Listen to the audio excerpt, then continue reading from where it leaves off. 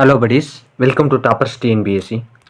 இந்த வீடியோவில் நம்ம தமிழ் டிஎன்பிஎஸ்சி குரூப் 2க்கு எது தேவையோ அதுதான் பார்க்க போகிறோம். ஏன்னா குரூப் 2 ப்ரீவியஸ் இயர் கொஸ்டின் பேப்பரில் இருந்து மட்டுமே நமக்கு 40 கொஸ்டினுக்கு மேலே கேட்குறாங்க. அதனால் நம்ம ப்ரீவியஸ் இயர் கொஸ்டின் பேப்பரை அடுத்த 30 நாளில் கவர் பண்ணிடுவோம்.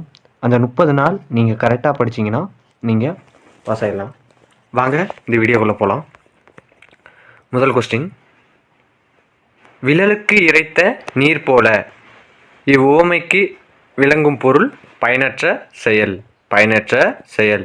அடுத்ததா, உவமையால் விளக்கப்பெறும் பொருத்தமான பொருளை தேர்ந்தெடுத்தல். மடை திறந்த வெள்ளம் போல். உவமையால் விளக்கப்பெறும் பொருள் என்ன அப்படின்னு பார்த்தோம்னா தடையின்றி மிகுதியாய். இது எப்படி மடை திறந்துட்டா தண்ணீர் அளவுக்கு அதிகமாக போகும், அதை ஞாபகம் வச்சுங்க. தன்வினை பிறவினை செய்வினை செயற்பாட்டு வினை வாக்கியங்களை கண்டெழுதுதல். கவிதாவால் உரை படிக்கப்பட்டது அப்படின்னா அது செயற்பாட்டு வினை. ஆள் அப்படிங்கிறதும் பட்டது அப்படிங்கிறது வந்துச்சுன்னா அது செயற்பாட்டு வினை. உங்களுக்கு இது புரியல அப்படின்னா நீங்கள் 10th ஓல்டு புக், அதாவது 10th ஓல்டு புக்கில் முதல் இயலில் மொழித்திறன் பயிற்சி அப்படின்னு ஒன்று இருக்குது. அதை எடுத்து பாருங்கள், கன்ஃபார்ம் உங்களுக்கு புரிஞ்சிடும். அடுத்ததாக போகலாம். பாண்டியர்களின் கப்பற்படை தளம் எது? பாண்டியர்களின் கப்பற்படை தளம் அது கொற்கை. கொற்கை என்பது பாண்டியர்களின் கப்பற்படை தளம். முசிறி அப்படிங்கிறது என்ன அப்படின்னு பார்த்தோம்னா அதுவும் துறைமுகம்தான், ஆனால் அது சேரர்களுடைய துறைமுகம். அடுத்தது, தன்மணல் இலக்கண குறிப்பு தருக. பண்பு தொகை. பண்பு பெயர் கிடையாது, பண்பு தொகை. ஏன் தொகை அப்படின்னா மறைந்து வருதல் அப்படிங்கிறதா தொகை. அப்போ தன்மை, தன்மை கூட்டல் மணல், இதில் மறைந்து வந்திருக்கிறது தான் தொகை. அடுத்தா, இடுகுறி பொதுப்பெயர். இது என்னென்ன அப்படின்னு பார்த்தோம்னா இது புக் பேக்கில் இருக்கிற கொஸ்டின் தான். நீங்கள் புக் பேக்கு கொஞ்சம் தெரவாக படிச்சுட்டு போனீங்கன்னாவே உங்களுக்கு மோஸ்ட் ஆஃப் ஆல் எல்லா கொஸ்டினும் வந்துடும். நீங்கள் எடுத்து எந்த கொஸ்டின் பேப்பர் எடுத்து பார்த்தாலுமே புக் பேக் தான் கீ ரோல் ப்ளே பண்ணும். நீங்கள் கன்ஃபார்ம் 100க்கு 98, 99 எடுக்கணும். ஏன் இதை எடுத்தால் தான் நீங்கள் இப்போ குரூப் டிஎன்பிஎஸ்சி அறிவிச்சிருக்க குரூப் 2ல் நீங்கள் 168, 170 போட்டால் தான் உங்களுக்கு குரூப் 2, குரூப் 2A ஆகிய இரண்டுமே எழுத வாய்ப்பு கிடைக்கும். அதனால் நீங்கள் கரெக்டாக படிங்க. இடுகுறி பொதுப்பெயர் அப்படின்னு பார்த்தோம்னா அது காடு. இடுகுறி சிறப்பு பெயர் அது பனை. காரண பொதுப்பெயர் அப்படின்னா அது பறவை, ஏன்னா பறக்குது. காரண சிறப்பு பெயர், சிறப்பு பெயர்னால் அதோட சிறப்பு தன்மை கருதி அப்படின்னா மரங்கொத்தி. மரம் கொத்தி அப்படிங்கிறது சிறப்பு தன்மை. மரங்கொத்தி மட்டும்தான் மரத்தை கொத்தும் அப்படிங்கிறது. அடுத்ததா, பண்பு பெயர் பெற்ற இடம்பெற்ற தொடரை கண்டறிக. உயிர்களிடத்தில் அன்பு காட்டு. அன்பு அப்படிங்கிறது பண்பு தான். அடுத்ததா, சொற்களை சரியான வரிசைப்படுத்தி சொற்றொடராக்குக. கடல் அலையின் வேகம் மிக இன்று அதிகமாக உள்ளது. இது எப்படி சொல்லுவோம்? இன்று கடல் அலையின் வேகம் மிக அதிகமாக உள்ளது. இன்னொரு விஷயமும் சொல்கிறேன். நீங்கள் 3 மணி நேரம் எக்ஸாம் இருக்குது அப்படின்னா 45 மினிட்ஸில் நீங்கள் தமிழை கன்ஃபார்ம் முடிச்சிருக்கணும். அப்படின்னா அவ்வளோ அளவுக்கு நீங்கள் ப்ராக்டிஸ் பண்ணாதான் உங்களால் தமிழ் கன்ஃபார்ம் முடிக்க முடியும். அடுத்ததா, இகழ்ந்தனர் என்ற சொல்லின் வேர் சொல்லை எழுதுக. இகழ் என்பது சரியான விடை. மீ என்னும் ஓரெழுத்து ஒரு மொழிக்குரிய பொருள் யாது அப்படின்னு பார்த்தோம்னா மீனா மேலே அப்படின்னு அர்த்தம். இந்த ஓரெழுத்து ஒரு மொழி விட்டுட்டு மீனா என்ன அப்படின்னு கேட்கலாம், அதையும் படித்து வச்சுக்கோங்க. மொத்தம் ஓரெழுத்து ஒரு மொழி 42 இருக்குது. நீங்கள் 42ல் கன்ஃபார்ம் ஒரு 30 கன்ஃபார்ம் படித்து வச்சுக்கோங்க. மீதி இருக்கிறத ஆப்ஷனை வச்சு எலிமினேட் பண்ணிடலாம். ஆனால் 30 கன்ஃபார்ம் படித்து வச்சுக்கோங்க. அதுவும் ரிப்பீட்டடாக கேட்பாங்க. ரிப்பீட்டடாக கேட்குறது தான் தமிழ். தமிழில் ரிப்பீட்டடாக தான் கேட்பாங்க. நான் என்ற ஓரெழுத்து ஒரு மொழி பொருளை கண்டறிக நாவு. அடுத்து, ஒலி வேறுபாடு அறிந்து சரியான பொருளை தேர்வு செய்க. அறை.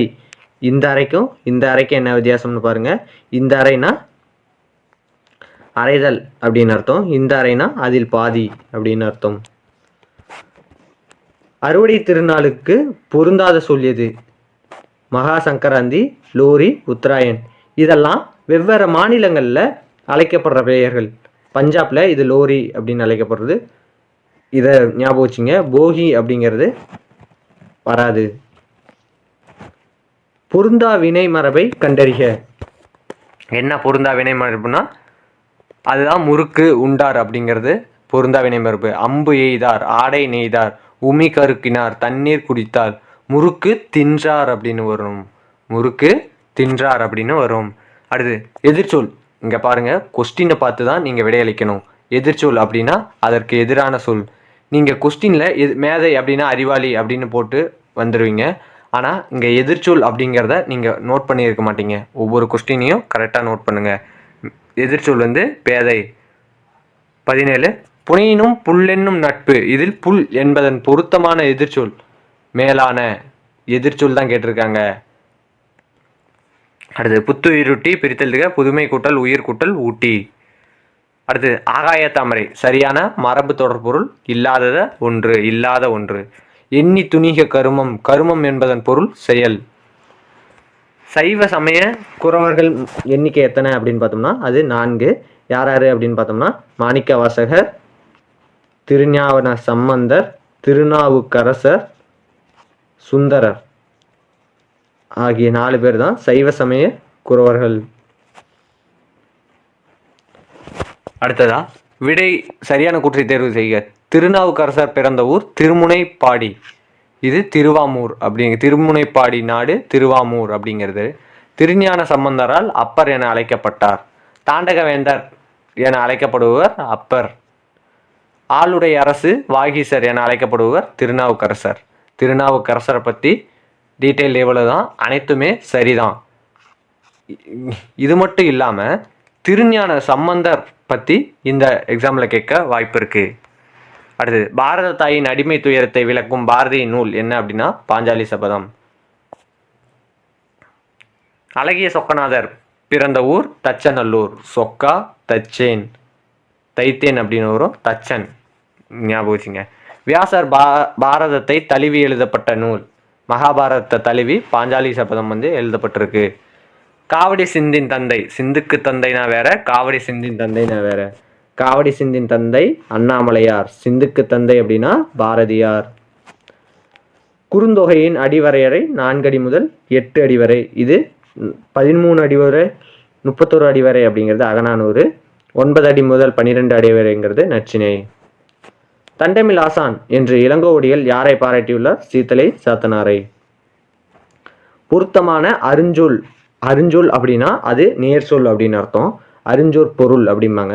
பசவர் அப்படின்னா வெற்றிலை விற்போர் என்பது சரியான விடை. பொன்னும் துகிரும் முத்தும் மன்னிய மாமலை பயந்த காமருமணியும் என தொடங்கும் பாடல் இடம்பெற்றுள்ள நூல் அது புறநானூறு. பொன்னும் மணியும் முத்தும் மன்னிய காமருமணியும் என தொடங்கும் பாடல் இடம்பெற்றுள்ள நூல் புறநானூறு. இது எப்போ இருக்குது, எங்கே இருக்குது அப்படின்னு பார்த்தோம்னா ஓல்டு புக்கில் புக் பேக்கில் இருக்குது. நீங்கள் ஓல்டு புக்கை படிக்கலினாலும் பரவாயில்ல, அந்த ஓல்டு புக்கோட புக் பேக்கை படிச்சுட்டு போயிருங்க. ஏன்னா புக் பேக்கில் இருந்து தான் கொஸ்டின் வரும். Old book 6th to 10th confirm படிச்சிருங்க. ஏன்னா அது போதும். அது மட்டும் இல்லாமல் 6th to 10th மொழித்திறன் பயிற்சி அப்படின்னு ஒன்று இருக்குது. அந்த இதில் இருந்து என்ன வரும் அப்படின்னு பார்த்தோம்னா ஒரு எக்ஸாம் கொடுத்து இலக்கணம் வந்து கேட்பாங்க. இலக்கணம் வந்து அதில் கேட்பாங்க. அதை தெளிவாக படிச்சுட்டு போயிருங்க. ஏதோ 2 இலக்கணம் கேட்டாலுமே அது தெளிவாக படிச்சிருங்க. நற்றினை, பரிபாடல், கலித்தொகை, 10 பாட்டு. கீழ்கண்டவற்றுள் பொருத்தமில்லாதவை எது அப்படின்னு பார்த்தோம்னா 10 பாட்டு தான். மற்றதெல்லாம் 8 தொகை நூல், 10 பாட்டு மட்டும் வேற. கல்வி அழகே அழகு என்றும் கல்வி கரையில கற்பவர் நாள் சில என்று கூறும் நூல் நாலடியார்.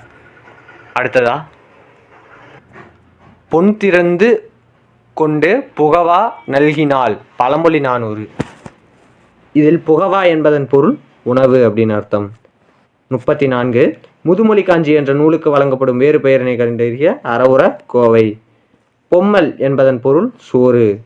திருக்குறள் மூலத்தை முதலில் அச்சிட்டவர் தஞ்சை ஞானப்பிரகாசர்.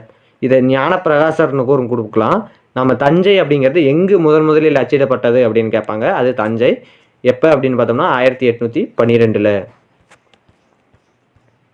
ஓடையிலே ஊறுகின்ற தீஞ்சுவை தண்ணீர் உகந்த தண்ணீர் இடை மலர்ந்த சுகமன மலரே என்று இறைவனின் திருவடிகளை பாடியவர் யார் அப்படின்னா ராமலிங்க அடிகள்.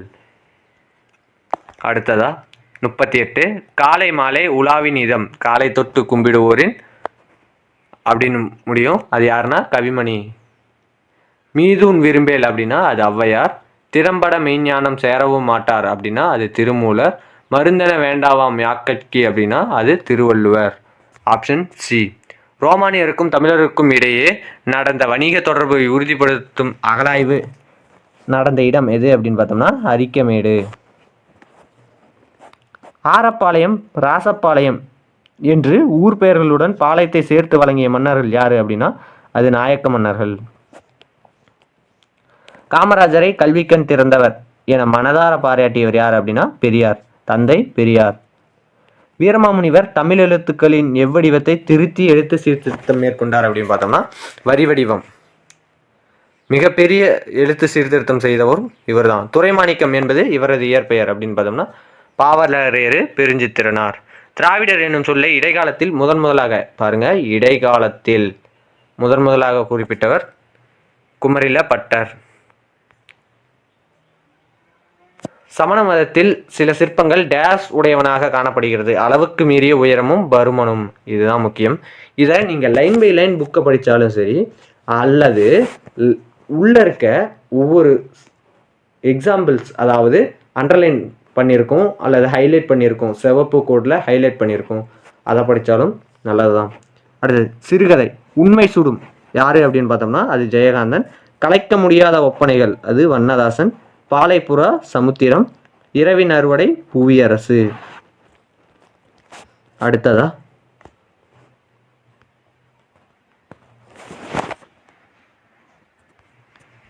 தமிழ் பல்கலைக்கழகத்தின் தமிழெண்ணெய் ஆசிரியர் விருது பெற்றவர் யார் அப்படின்னு பார்த்தோம்னா கவிக்கோ அப்துல் ரகுமான். வாணிதாசன் அவர்களுக்கு பிரெஞ்சு அரசு கொடுத்த விருது என்னன்னா செவாலியர் விருது. பிரெஞ்சு அரசு செவாலியர் விருது வாணிதாசனுக்கு கொடுத்திருக்கு. அடுத்து திராவிட நாட்டின் வானம்பாடி என்று பாராட்ட பெற்றவர் முடியரசன். திராவிட நாட்டின் வானம்பாடி என்று பாராட்ட பெற்றவர் முடியரசன். தமிழகத்தின் முதல் அரசவை கலைஞராக விளங்கியவர் வே ராமலிங்கர். வே ராமலிங்கனார். ராமலிங்கர் வேற, ராமலிங்கனார் வேற. அதனால் இதை சரியாக படித்து வச்சுக்கோங்க. இதோட இந்த வீடியோ முடியுது. இந்த வீடியோ பிடிச்சிருந்தா லைக் பண்ணுங்கள், ஷேர் பண்ணுங்கள், சப்ஸ்கிரைப் பண்ணுங்கள். நன்றி.